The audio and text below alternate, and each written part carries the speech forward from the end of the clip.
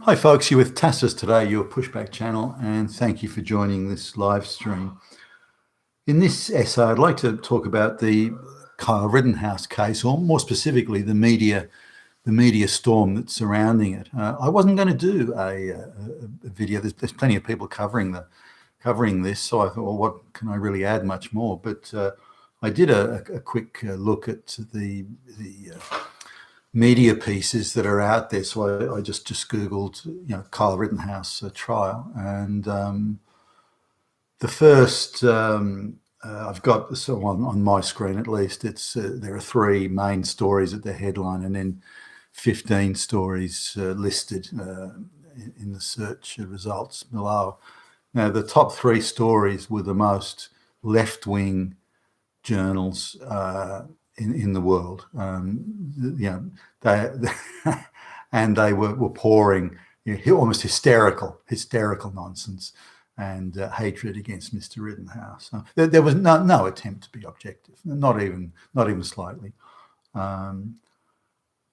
The other 15 stories were again all negative to Mr. Rittenhouse, and very much so. Not just a little bit, or maybe somewhere in the middle, but a bit against him. They were outright propaganda, radical, outrageous, absurd, bullshit propaganda, negative to Mr. Rittenhouse. So then I went to the second page of the search results, and I think four stories down, there was one story that cast doubt on the behaviour of the prosecutor's department for even bringing the case to trial, and then on the bottom of the of that page, the second page, there were two more stories that were, I suppose, somewhat neutral, and then on the next page over, so by the third page, the stories were starting to appear that were in not necessarily in support of Mr. Rittenhouse, but in support of the evidence and the facts, which is what you want in a court case: the evidence and the facts. So that was it. So anyone looking at it, any sort of person that maybe had heard about it, so I think I'll look it up. I think I'll Google it. Would have been greeted with outrageous propaganda, the most grotesque untruths regarding Mr. Rittenhouse and the others. They were trying to make all the bad guys look good and make Mr. Rittenhouse look bad. And that was just the theme. Now, I noticed that the talking points in a lot of these, in fact, nearly all these stories from the mainstream media, the talking points and the way they express it, the lines they use, the way the argument is structured, the anti Mr. Rittenhouse argument is structured, it's all pretty much the same. Now, it's all supposedly written by different journalists, but they're clearly working from the same basic script, and they're pushing the same angle. And so I did a summary, and I just took the top 10 stories and took out the key words and expressions and phrases. So it gives you an idea as just how consistent they all are. And this is what it came up with. So I'll go through that now. Now, the rioters and the arsonists and the looters that were in Kenosha, were they rioters or arsonists or looters? No, they weren't. Well, what were they? In nearly every one of these articles, they're described as racial justice protesters who are doing nothing wrong. They're just there for racial justice, minding their own business, bringing this important matter to the attention of the public, as they should, as racial justice warriors should. And if it wasn't for those damn fascist Nazi white guys going around with guns shooting these pure and innocent people, these beautiful people doing beautiful social justice things, and damn Nazis come and shoot them. That's what's happening here. And don't you think anything else. So Mr. Rittenhouse he's white, he's straight, and he's male. And thus he's fucking guilty. I mean, gee whiz, what's this bullshit with a trial? Just string him up out the back. I mean, listen, ideologically, he's straight, he's white, he's male. Who gives a fuck about the evidence? So no other evidence is needed. That's where we are here. And if he gets off, well, it just shows you the damn white supremacist patriarchy is everywhere, just like we said it was. Now, the next or another thing was the prosecutors just weren't very good. They just weren't keen enough. They weren't eager enough. Maybe they should have withheld key evidence. Maybe they should have, planted a bit of evidence. What's wrong with that when you're trying to get ideologically guilty people? What's wrong with a bit of planted evidence? Concealing a bit of evidence, nothing wrong with that. It's like rigging an election for a president, hey, it's okay. When we do it, it's all right. So the prosecutors weren't very good. The judge, by the way, is crazy. Why is the judge crazy? Well, he's on his cell phone, on his mobile phone. He's got some ringtone that the social justice activists don't like. So that means he's crazy. Didn't you know? So now if there's a jingle saying all white men are bad, murderers, Nazi, fascists, that's okay. That's all right. Hey, that's what judges should be playing. But anything else, nah. Probably a white supremacist, maybe a fascist Nazi, could be Hitler. So they go down that path, and it's mentioned continually. Who needs a trial anyway? He's fucking ideologically guilty, and that's all that matters. So again, it was kind of the kid slam dunk guilty. So the fact that the outcome of the trial is now uncertain, which is code for probable or possible acquittal, this is now suddenly super controversial. If he was thrown in the slammer without any due legal process, which he was, by the way, without any due legal process, and so hey, that's all right. That's justice. But if the facts and the evidence are used, and the facts and the evidence lead to his acquittal, then that is not justice. That because he's ideologically guilty. Don't you get it? So now they constantly raise this, within the first three paragraphs, the AR-15 assault rifle, used by mass murderers. The idea he's carrying this rifle, this is constantly shoved in your face. Travelled across state lines. He had nothing to do with Kenosha. Nothing. What was he doing there? He was there to make trouble. That's what he was there for. And don't you fucking forget it. Now, the fact that he works in Kenosha, the fact that his dad lives in Kenosha, the fact that he was there scrubbing graffiti off walls there, no mention made. Not a mention in any of those pieces. Now, you'd think that would be quite material, as in why was he in Kenosha? He's got an attachment to that community, working there. His dad lives there. I mean, surely if that's not an attachment, what is? So he was, this idea that he travels across state line, he lives right across the other side of the border, and Kenosha's a short distance inside the border, so he'd be traveling across that every day, but they go across state lines as if now, that's that's nothing. It's bullshit, and it's irrelevant to me. But they like to throw it out because it gives it sauces and spices things up. It juices it up a bit. Cross state lines, and that's somehow like a saying that means something. So he travelled across state lines, and some of these articles say that he crossed state lines for the sole purpose of joining a right-wing militia, for fuck's sake. What right-wing militia? What are you talking about? Which militia is this? Brazen lies that they're telling you. Now, again, anybody just reading them, oh, that's terrible. It crossed state lines. Oh, assault, right-wing militia. Oh, no, Nazis, fascists. That would be the sort of response. But it's bullshit. It's lies. It's lies. But this is the lies that they're peddling. Now, because he's with this right-wing militia, then holy fuck, he's a Nazi. I mean, what else do you need? They also mention that the reason people are peacefully racial justice protesters is about the black guy, and I haven't got the name in front of me, I think it was Jacob Blake, that was in a struggle and came at a police officer with a knife and was shot. The police officer's been, as I understand it at least, been completely exonerated, and there's no case to answer, and it was a completely 100% justified shooting. Now, the fact that the officer acted completely within the law has been completely exonerated, that the black guy came in with a knife. That's not mentioned anywhere. It's just stated, black man killed by a white police officer. Well, that just justifies the looting and the rioting because it's police brutality. It's white oppression. It's white supremacy. That's what it is. So they don't explain that what happened there. They infer that it was a racial shooting and that it was a white supremacist cop by inference. They didn't state it directly, but by inference. So Mr. Rittenhouse, so these articles infer or suggest he's as guilty as hell, but he pleaded not guilty. Now, so the damn legal system assumes his innocence until it can prove his guilt. That's all wrong. That's terrible. You can't do that. He's straight, he's white, he's male, he's fucking right-wing militia groups. Throw the motherfucker in prison. Throw away the key. Jesus. What's this bullshit about facts and evidence and so on? It's crap.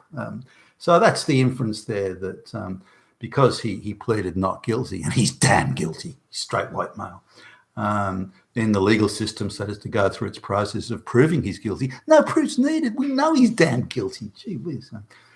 So that he might be thought of as innocent, so these articles argue, the only people that would think that are Nazis and white supremacists.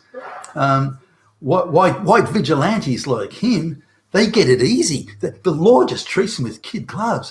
But every other person, these black people, they're thrown in prison for spitting on the sidewalk, for looking sideways. But this damn white fascist Nazi Hitler can go around shooting rando people with his assault rifle, killing millions, I say, and he just gets off. He gets off with a slap on the wrist. That's terrible. Justice system is crumbling.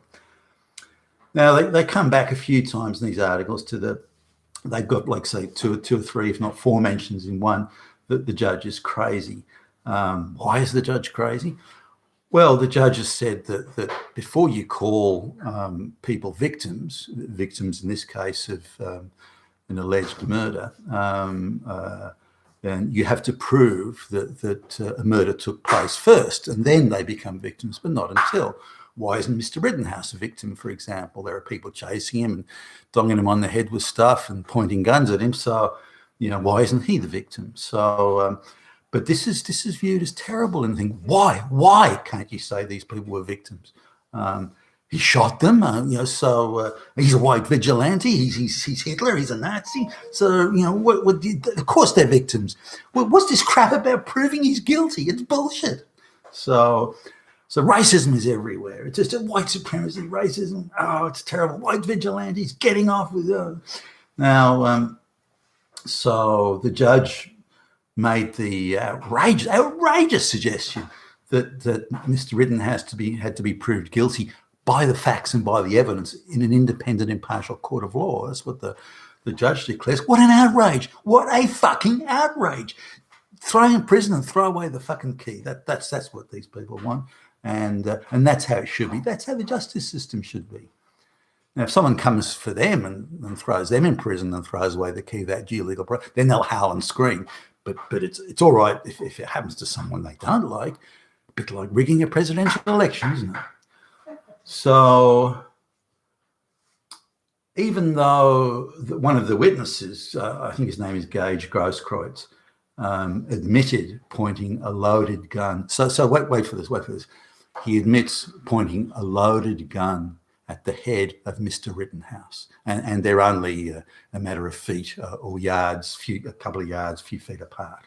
So at that range, you're probably not going to miss. And he admitted on the stand, under oath, evidence in court, under cross-examination, that he admitted pointing the loaded pistol, for which he did not have a current legal permit, by the way, gun at Mr. Rittenhouse's head.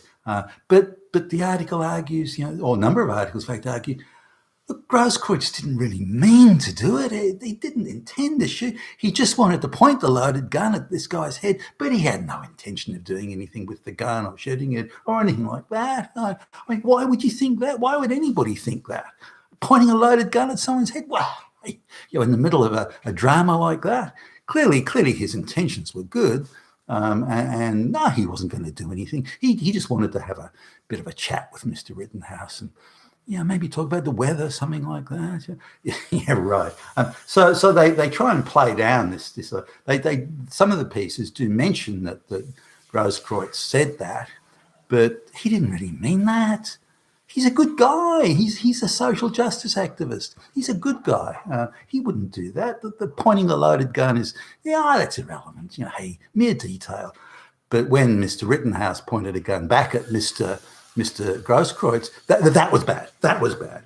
So if Grosskreutz points the gun at Rittenhouse, that's okay. What's wrong with that? But if Rittenhouse then points a gun back at Grosskreutz, that's bad. That's bad. Lock the motherfucker up. So the double standard there is just like, excuse me. And did you know that Mr. Grosskreutz, as I understand it, he's a fucking great guy. He supports Antifa. He supports BLM. He's a full-on social justice motherfucker good guy. So we've got to give him a pass. Hey, what's wrong with that? Now, Mr. Rosenbaum, who has, Grosskreuz's previous, criminal past and the fact that he had a gun without a proper permit or something, that's not, who cares? I mean, it's even a couple of the articles did imply it, but didn't directly mention it. But most of them said nothing about it at all. They hammer on endlessly about Mr. Rittenhouse having a gun, and that's bad. But when Grosskreutz, he's got a gun illegally. No, that's all right. Hey, settle down. Nothing wrong with that. He's one of the good guys. He's allowed to carry the gun, and pointed at people. So also on Mr. Rosenbaum, he's also a good guy. He was just out there doing social justice. Gee whiz, what's wrong with you people? What's this looting and arson stuff? No, he's just a social justice good guy. That he was pushing a dumpster on fire into a petrol station, a gasoline station, to get a serious big bonfire going. No, he wasn't doing that. Where did you get that idea from? But it's on video. No, he's just a social justice. And his fiancée said what a great guy he was. Now, it's already mentioned in Mr. Rosenbaum's criminal past and that he's been in detention previously. Not a mention. Not one article was that mentioned. He's put up there, like Grosskreutz. He's put up there as this wonderful guy, this social justice. He's just out there to help people. That's all he's there for. And the fact that he was chasing Mr. Rittenhouse, which can't be denied, and he grabbed the gun. No, his intent was peaceful. He was just trying to, he's just a good guy. I mean, wow, what's your problem there? The fact that he said, I'm going to fucking kill you, was that? No. He must be saying it to someone else. So now he's taking powerful medication, as I understand it, or I think that evidence came up. So they're then trying to sort of pivot off Rosenbaum being a good guy. So he was just a bit depressed. I mean, if he was a little bit, a little bit out of it, then he was, because he's depressed. Depression, that's a cool disease to have these days. So hey, cut the guy some slack. So there's constant mention too that Kyle Rittenhouse on trial for murder, an attempted murder. 2 men died and this sort of thing. Nothing about that he was being chased or threatened or they pointed guns at him and the Rittenhouse team argues that it was self-defense, which is approved by right-wing activist groups. So that they denigrate anything to do with Kyle and Rittenhouse being innocent or having the chance of being found innocent on the basis of self-defense. Now, the judge coming back to the judge, these pieces are rounding up by saying, Mr. Rittenhouse would have been found guilty if there wasn't like a white judge, the judge who is white and plays a USA theme on his phone. So they're suggesting that the trial is Rittenhouse will get off on a technicality because the prosecutor didn't do a good enough job, and the judge is a white supremacist, and there's, and most of the people were white. There's not enough black lesbians in the mix here, and that in itself means that it's really not an acceptable legal sort of situation. So, and then there was even an attempt in a couple of articles that the judge said something like he didn't want Asian food on one of the days of the hearing. He didn't want Asian food. So now they're trying to say, well, he didn't want Asian food. Damn racist. Damn right. That proves it. He's a fucking white supremacist because he didn't want Asian food on that day. So it's just insane. Where are the people who are doing balanced journalism that are just, I mean, if you go through these main points, again, which I summarized from the top 10 articles, these people, racial justice protesters, the likes of Rosenbaum and Gross and so on, Huber, and they're racial justice protesters. Give me a break. They were rioters and arsonists. They were people who were out to make as much trouble as they could and to stir up trouble and so on. The fact that Rittenhouse is white and male and everything, what's it got to do with anything? That shouldn't even be allowed. The implication that the prosecution should have rigged or fixed or planted evidence or hidden it, that's not directly stated, it's by inference. It's outrageous, and people should be condemning that. If the FBI want to go and investigate, so investigate those people. The idea that guilt should be ascertained purely along ideological lines without evidence or facts being heard is insane. But by the way, it is the way the justice system is going. They want to turn the whole thing, the globalists, they want to turn the whole thing into just an ideological gig with facts and evidence being, well, hey, if it suits us, we'll use them. But if not, again, it's a bit like rigging election. The vote goes your way, fine. But if it doesn't, hey, we'll fix it. So there's this constant mention of the traveling across straight lines. No mention that his dad lives there. No mention that he was there. He was there cleaning graffiti off the wall and was providing, in the eyes of many at least, a valued community service and was trying to help. No one also has mentioned his incredible restraint. Now, he's being chased by people with guns who's saying they want to kill him and who are hitting him over the head with, a very solidly built skateboard. And his restraint in only responding to the people who were directly threatening and attacking him. Now, a lot of other people would have lost their nerves, that they'd have panicked in that situation. But the Mr. Rittenhouse was in fact very restrained and cool, which I think adds doubly to his claim of self-defense.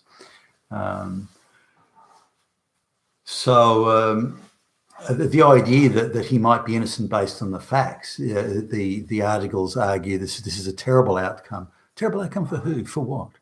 The victor here, the great victory should be justice. Justice should be the victory. The facts and the evidence in a court of law. That's what the victory should be for, not whether this person or that person gets convicted or acquitted. And we have to stop looking at, I believe everyone has to stop looking at this. It's some sort of fucking game where there's a team and it's a player and there's who scores the goals. I mean, that's bullshit. An independent court that relies on the facts and on evidence, and anything other than that is a defeat for all of us. And anything where the outcome completely relies on the facts and the evidence is a victory for all of us. And there's too many people who are too stupid to see that. So just going through all those, the white supremacist and he's, was joining a far right this and so it's just all bullshit propaganda. So going through the thing, there is no effort at all at being independent or impartial in terms of the journalism, and clearly it's a global script. Now, as I look at newspapers and online newspapers, whether it be Britain or Canada or Australia or New Zealand for that matter, and certainly the United States, the entire storyline is tightly scripted and tightly focused. They're trying to make Mr. Rittenhouse look bad, and that if he does get acquitted, it'll be on some obscure technicality, but he's still damn guilty, those sorts of things. That's where they're heading with this. And clearly it's an internationally scripted, globalist scripted propaganda campaign. And this is obviously, it's like a sort of a, I don't know, like a major battle where both sides sort of don't necessarily at the outset intend for it to be a big deal, but both sides start to come into the battlefield in kind of equal force and equal numbers, and as they lumber in, it turns into a major struggle, ideological in this case, but they desperately want Mr. Rittenhouse to be guilty, desperately want it. And my fear that I've mentioned, or concern that I've mentioned previously, is if he does get acquitted, there'll be a bunch of Merrick Garland's FBI activist goons waiting outside to slap him in handcuffs for looking sideways on Sunday or something stupid. But I just wanted to give that overview of how the media is doing internationally, how the media is treating this, and it's outrageous. You've been with Tacitus today, your Pushback channel, and thank you for listening.